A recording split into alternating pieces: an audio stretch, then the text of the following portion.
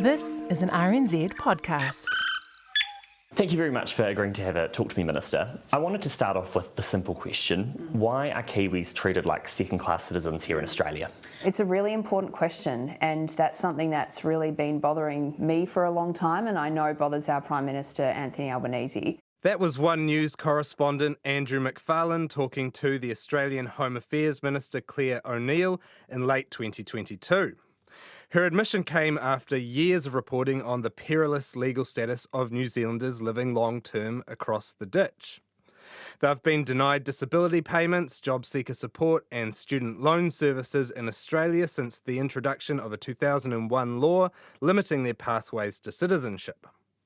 That's resulted in hardship and complaints about unequal treatment. Back in 2011, Kiwis living in Australia were denied government assistance after being caught up in the Queensland floods. This is the lead sentence from a Stuff story at the time. First, floodwater trashed Jade Fooley's Brisbane home. Now, a lack of help from the Australian government threatens to leave her financially ruined. In 2014, Stuff reported on a sick toddler who was denied health care in Australia because his parents were Kiwis, despite him having never set foot in New Zealand. It also published an investigation on what it called discrimination across the ditch in 2018, highlighting the case of a woman who fell into depression and drug addiction after being unable to access support following the death of her child. This coverage has been matched in other media, which has consistently called out the Australian government for collecting New Zealanders' taxes, but failing to offer them the same rights as other citizens. Given that, Prime Minister Chris Hipkins was probably expecting a glowing reception and a run of good press when he stepped up to a media scrum on Saturday last week to say this. All right, kia ora koutou everybody, good morning. It's great to be here. It's a very significant day for the Trans-Tasman relationship, a very positive day for the relationship between New Zealand and Australia. Today we welcome the historic decision to provide a new direct pathway to citizenship for New Zealanders who are living in Australia. Hipkins did get some positive coverage for the move on the front pages of last weekend's editions of the Weekend Herald, the Press and the Dominion Post. But as it turns out, putting an end to a 22-year problem only wins you about 6 hours of good headlines. By early Saturday afternoon, a less celebratory angle was starting to cut through on the websites of our major news organisations. Both the Herald and Stuff ran versions of this headline. Fear of exodus of New Zealand workers to Australia after citizenship change. Those worries amped up the following day. The Sunday Star Times carried 2 profiles on New Zealanders packing their bags and moving across the ditch. Its editor Tracy Watkins accompanied those with a stinging editorial about the big fishhook in the Australian citizenship deal, which ended with this line. Will the last one to leave please turn off the lights? On Wednesday, TVNZ's 7 Sharp joined the chorus, warning that Australia is stealing our workers just like they did with our best horse and our sweet treats. We're used to Australia taking things from us. Farlap, the Pav, Crowded House, and don't forget Lamingtons. Well, it turns out they're at it again. This time, it's Aussie employers trying to poach hard-working Kiwis. Now that might have been a bit tongue-in-cheek, and 7 Sharp's story delivered a useful comparison of the wages and conditions workers can expect in New Zealand and Australia. In the New Zealand Herald, though, commentator Richard Prebble was less constrained by facts, figures, or indeed reality itself, writing that New Zealand is becoming a third world country and Australia is only changing its citizenship rules to strip this country of our best. The overarching theme of the coverage was that getting a better deal in Australia might leave some New Zealanders with little reason to stay here, and the rest of us worse off as a result.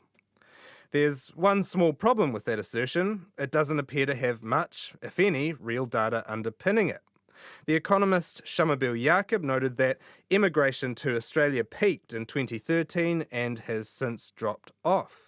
Infometrics Chief Executive Brad Olsen told AM a pathway to citizenship probably won't be the biggest draw for New Zealanders thinking of heading across the Tasman.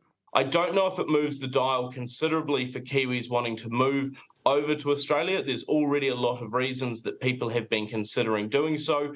Our analysis shows that you can earn around $200 a week New Zealand, more if you're in Australia than if you're here. But of course, if that was the case for everyone, there wouldn't be anyone left in New Zealand. At the least, it's too early to say whether there's, in Stuff's words, a great exodus underway. Other commentators criticised the negativity of the coverage.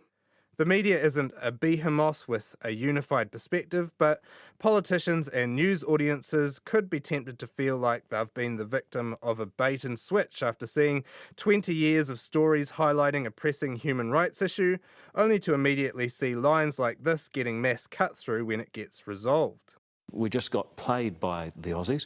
The Aussie government played Hipkins like a didgeridoo. You know, they have just done a raid on New Zealand talent, and Hipkins is over there smiling, saying how wonderful it all is.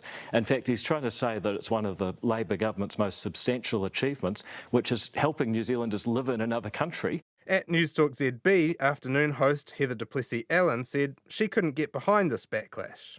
Right, there are a bunch of commentators who are seeing negative in Australia's immigration announcement at the weekend. I totally disagree with them. This is one of the most positive and significant changes for New Zealand in the Anzac relationship. In The Guardian, commentator and former Stuff political reporter Henry Cook took aim at those trying to paint the deal as a bad thing, saying their arguments do New Zealand a disservice. He said people should focus more on making New Zealand better for workers rather than making sure Australia stays worse. The answer to this challenge shouldn't be just trying to build the walls up higher or guilt Kiwis into staying. It should be making New Zealand as good a place to live as Australia with comparable or better incomes and working conditions. Cook noted that Australia consistently pays out a higher proportion of its GDP in wages. But analysis of why that is and how to put New Zealand on par has been limited, and the media bemoaning the trans-Tasman wage discrepancy might have done more to look at what's actually behind it. For instance, Australia has better productivity than New Zealand. It has lower taxes on low and middle income workers, a higher minimum wage, and a long-standing modern awards system similar to the Fair Pay Agreements legislation recently introduced here.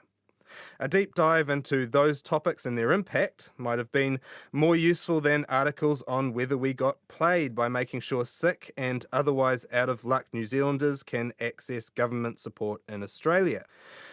Maybe the quick turn toward pessimism was predictable. Negativity bias in the news is an extensively studied phenomenon. It's pervasive, and not only in stories on Australian citizenship. For instance, this segment on Mediawatch isn't focusing on the hundreds of worthy and informative stories published by the New Zealand media this week, and instead is honing in on some coverage I've been critical of. Even if, in the words of one 2001 review paper, bad is stronger than good, that bias comes at a cost. A recent Trust in Media survey run by AUT produced a startling finding. New Zealanders are world leaders at tuning out the news, with 69% of respondents saying they actively avoid it at least some of the time, and just 37% of us taking high interest in what's being reported. When asked why they were switching off, a common response was that the coverage is depressing and divisive. The potential for an increase in people moving to Australia is a worthy topic to cover. New Zealand does have a skills shortage, and workers leaving for greener pastures is a genuine concern. But this week's coverage could feel a little bit like a slap in the face to the New Zealanders who've spent more than 20 years living as, in the media's own words, second-class citizens. Perhaps our news organisations could do a little better at reporting and contextualising how their lives have improved in real terms, rather than just fretting over as yet unrealised scenarios where their gain might be our loss.